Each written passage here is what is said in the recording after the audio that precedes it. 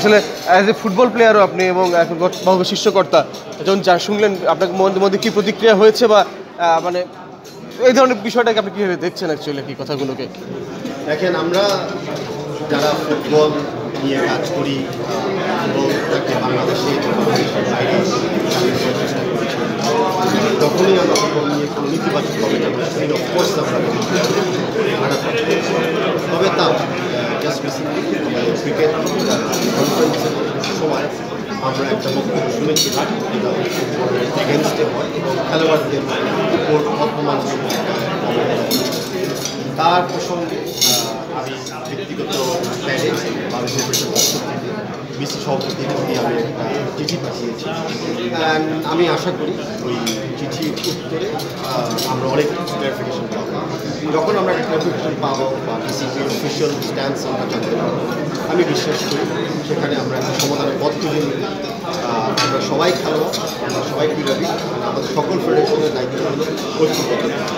আমরা চাবো না কোনো একটা ইস্যুতে বা কোনো কারো ইস্যুতে আমরা এই ঐক্যবদ্ধতা আমরা বিভক্ত করেছি। তো আমি আশাবাদী যে অতি শিগগিরই আপনারা দেখবেন সকল ক্রীড়া ফেডারেশন এক হয়ে বাংলাদেশের জন্য কিংবা বাংলাদেশের কল্যাণের জন্য আমরা কাজ করছি। কোনো উদ্দেশ্য পাচ্ছেন যে হঠাৎ করে মানে এই ধরনের কেন বক্তব্যগুলো? কারণ বিসিবি আমরা জানি যে অনেক বিতর্ক চলছে, তো হঠাৎ করে এটা কেন ফুটবলকে কেন টার্গেট করা হয়? জি, কোন বক্তব্যকে কোন উদ্দেশ্য নিয়ে দেয় আমি ঠিক জানি না, তবে আমি তো এটুকুও বলতে পারি যে ধরনের মন্তব্য আমরা অন্য একটা ফেডারেশন থেকে ফুটবল নিয়ে আমরা শুনেছি, স্পেসিফিকলি ফুটবল নিয়ে, সেটাকে স্বাভাবিক কোনো বক্তব্য হতে পারে না।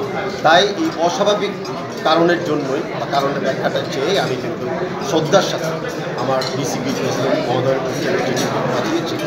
একটু অপেক্ষা করি যে নিশ্চয়ই কোনো একটা উত্তর আমরা পাবো, উত্তর থেকে আমি বাকি মন্তব্য ব্যক্তিগতভাবে করতে পারি। তবে ভাই যে নারীদের নিয়ে কাজ করছেন, নারীদের উন্নয়ন নিয়ে কাজ করছেন, নারীদের নিয়ে অনেক ধরনের ঘটনা শোনা যাচ্ছে। নারীদের নিয়ে যাতে কোনো সমস্যা না হয়, সেটা নানান রকম হ্যারাসমেন্ট হতে পারে। নিশ্চয়ই এখন দায়িত্বটা আরও বেড়ে গেল এবং তাদের নিয়মিত কাউন্সিলিংয়ের ব্যাপারটা করবেন। জি, আমরা নারীদের ব্যাপারে, বিশেষ করে নারী খেলোয়াড়দের ব্যাপারে অনেক সমস্যা এর আগে আমরা দেখেছি, শুনেছি, সমাধানও করেছি, বা তাও অনেক সমস্যা নতুন করেও বসেছে আর কিছু সমস্যা আমরা এখনও সলভ করতে পারি। যেটা আমি বললাম যে হ্যারাসমেন্ট একটা ব্যাপার আছে, তাদের আগে যে আর্থিক প্রতিশ্রুতি দিয়েছিলাম এবং বেতন ভাতাকে ইমপ্রুভ করেছিল সেই ব্যাপারটা এখনও অসমাপ্ত হয়ে গেছে।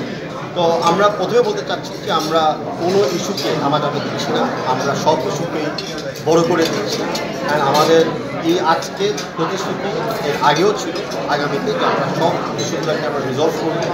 অফকোর্স কাজ করতে গিয়ে কিছু ভুল হবে, নতুন নতুন সমস্যা তৈরি হবে, আমরা প্রত্যেকটাকে মুখোমুখি করবো, আমরা পিছলাম। একটা মহিলা ফুটবলার সে অভিযোগ করছে আমাদের যে বিভিন্ন একাডেমিতে যে মহিলা ফুটবলার সেখানেও তারা কোচদের কর্তৃক নির্যাতিত হয়। ইলামনি নামে একটা ফুটবল ফেসবুক স্ট্যাটাস দিচ্ছে, এটা আপনার এই ধরনের বেশ কী ব্যবস্থা নেবেন? যে আমরা সবসময় আমরা তৈরি আছি যে কোনো বিষয়তে, ব্যক্তিগত হোক, দলের হোক, যারা ফুটবলের সাথে অংশগ্রহণ করছে তাদের ব্যাপারে যে কোনো সমস্যা আমরা শুনি, আমরা চিহ্নিত করে সমাধানের কাছে আমরা চলে যাই। আমরা অনেক সময় প্রাইভেটলি তদন্ত করি, অনেক সময় যদি মনে করি ক্রিমিনাল অফেন্স হয়ে গেছে সেটা আমরা সরকারের যে আইন শৃঙ্খলা রক্ষাকারী বাহিনী আছে তাদেরও আমরা সহযোগিতা আমরা নিই।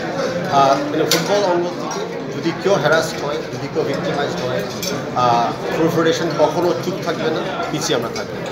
আমরা পাবলিকলি মাঝে মধ্যে প্রাইভেটলি অবশ্যই আমরা করে থাকি। সেই কারণে আমাদের ডিসিপ্লিনারি কমিটি আছে, আমাদের আপিলস কমিটি আছে, আমাদের প্লেয়ার স্ট্যাটাস কমিটি আছে। তিনটা কমিটি কিন্তু কোনো ইন্ডিপেন্ডেন্ট বাংলাদেশ ফেডারেশনের কর্তৃপক্ষ। তো বিশেষ করে যদি আমাদের প্রেসিডেন্টের বিপক্ষে, যেমন আমার বিপক্ষে যদি কোনো অভিযোগ আছে, তিনটা ইন্ডিপেন্ডেন্ট কমিটি আছে সেগুলোকে বিশ্লেষণ করে দেখার জন্য আগামী পদক্ষেপ নেওয়ার জন্য। আমি বিশ্বাস করি যে কোনো কমেন্ট, ক্রিটিসিজম বা প্রবলেম আমরা শুনেছি, আমরা ইতিমধ্যে কিন্তু সবগুলোকে অ্যাড্রেস করা শুরু করেছি। Thank you.